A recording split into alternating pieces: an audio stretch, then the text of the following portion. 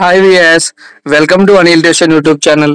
ఈ రోజు మనం ఈ వీడియోలో రీసెంట్ గా మన ఆంధ్రప్రదేశ్ లో అధికారంలోకి వచ్చినటువంటి యొక్క రాష్ట్ర ప్రభుత్వం ఏంటంటే గతంలో ఏ విధంగానైతే మీరు పెన్షన్ అనేది తీసుకుంటున్నారో దీనికి సంబంధించి ఏంటంటే కొన్ని చేంజెస్ అనేవి చేయడం జరిగిందనమాట. అంటే గతంలో ఎవరైతే వృద్ధాప్య పెన్షన్లు అయినా సరే, లేదా వికలాంగి పెన్షన్లు అయినా సరే, లేదా ఈ యొక్క డయాలసిస్ పెన్షన్లు ఏవైతే ఉన్నాయో వీటిలన్నిటికి సంబంధించి ఏంటంటే దాదాపుగా మీరు తీసుకుంటున్నటువంటి డబ్బులు అనేవి దాదాపుగా ఏంటంటే డబుల్ చేయడం జరిగిందనమాట. అంటే మీ చేతికి ఇక నుంచి ఎవరైతే యొక్క వృద్ధాప్య పెన్షన్ తీసుకుంటున్నారో వాళ్ళందరికీ కూడా ఏంటంటే దాదాపు ఒక 1000 రూపాయలు అనేవి పెంచడం జరిగిందనమాట. అదే విధంగా వికలాంగులు ఎవరైతే ఉన్నారో మీ యొక్క డబ్బులు అనేవి దాదాపుగా ఏంటంటే రెండింతలు పెంచడం జరిగిందనమాట. అంటే మీ చేతికి 6000 రూపాయలు అనేవి రాబోతున్నాయి అనమాట. ఇంకో దీంతో పాటు ఏంటంటే మిగిలినటువంటి పెన్షన్ తీసుకున్నటువంటి వాళ్ళు ఎవరైతే ఉన్నారో వాళ్ళందరికీ కూడా ఏంటంటే కొత్తగా ఏర్పడినటువంటి రాష్ట్ర ప్రభుత్వం ఏంటంటే వరాల జల్లు అనేది ప్రకటించడం జరిగిందనమాట.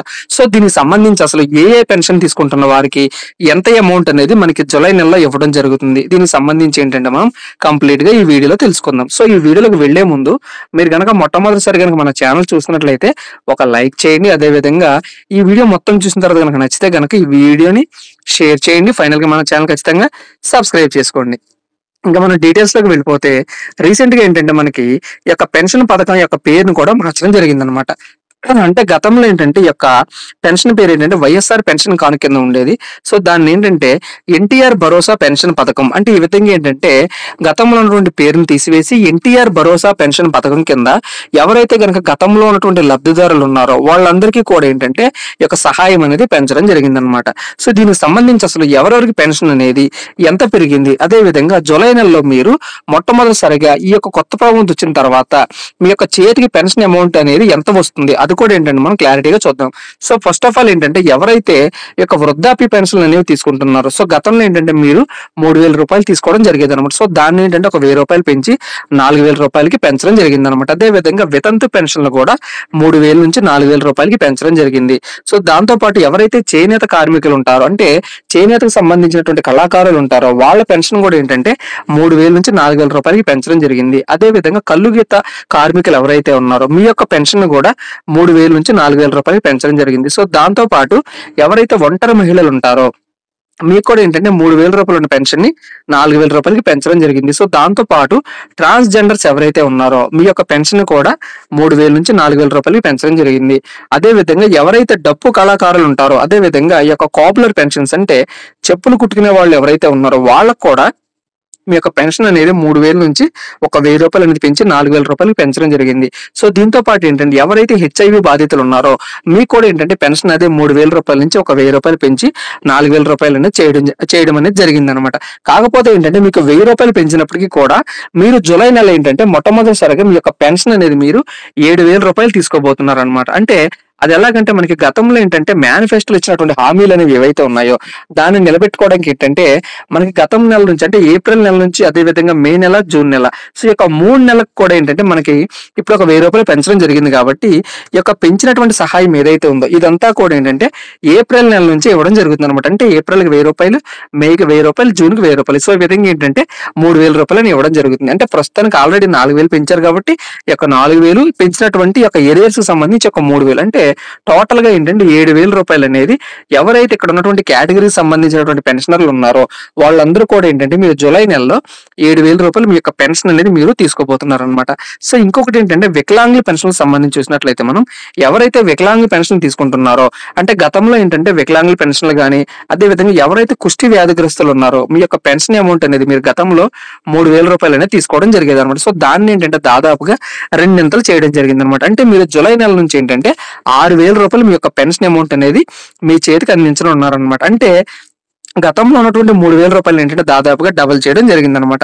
సో దీంతో పాటు ఏంటంటే ఎవరైతే కనుక ఫుల్లీ డిజేబుల్డ్ పర్సన్స్ ఉంటారో, అంటే పూర్తిగా మంచానికి పరిమితమైనటువంటి వికలాంగులు ఎవరైతే ఉంటారో, అంటే ఏంటంటే వికలాంగుల యొక్క వాళ్ళ యొక్క పర్సంటేజ్ అనేది దాదాపుగా ఎవరికైతే కనుక 80 నుంచి 100% ఉంటుందో, అంటే పూర్తిగా వాళ్ళు మంచానికే పరిమితమైనటువంటి వాళ్ళు వికలాంగులు ఎవరైతే ఉన్నారో వాళ్ళకి ఏంటంటే దాదాపుగా 15000 రూపాయలు అనేది పెన్షన్ అనేది అందించనున్నారనమాట. సో దీంతో పాటు ఏంటంటే ఎవరైతే పెరాల్స్ కి సంబంధించి బాధపడుతున్నారో ఉన్నారో, వీల్ చైర్ కానీ అదే విధంగా పూర్తిగా మంచానికి పరిమితమైనటువంటి వాళ్ళు ఉన్నారో వాళ్ళకి ఏంటంటే 5,000 రూపాయల నుంచి ఏంటంటే 15,000 రూపాయలు, అంటే దాదాపుగా 10,000 రూపాయలు పెంచడం జరిగిందనమాట. సో దీంతో పాటు ఏంటంటే ఎవరైతే ఇంకా మిగిలినటువంటి వికలాంగులు ఉన్నారో, పూర్తిగా మంచానికి పరిమితమైనటువంటి వికలాంగులు, వాళ్ళకు కూడా ఏంటంటే 15,000 రూపాయలు పెంచడం జరిగిందనమాట. అంటే ఈ విధంగా ఎవరైతే వృద్ధాప్య పెన్షన్ తీసుకున్నటువంటి వాళ్ళు ఉన్నారో వాళ్ళందరూ కూడా ఏంటంటే 7,000 రూపాయలు, ఎవరైతే వికలాంగులు ఉన్నారో వాళ్ళకి 6,000 రూపాయలు, అదే విధంగా ఎవరైతే ఫుల్లీ డిజేబుల్డ్ పర్సన్స్ ఉన్నారో వాళ్ళకి 15,000 రూపాయలు అనేది అందించడం జరుగుతుంది అనమాట.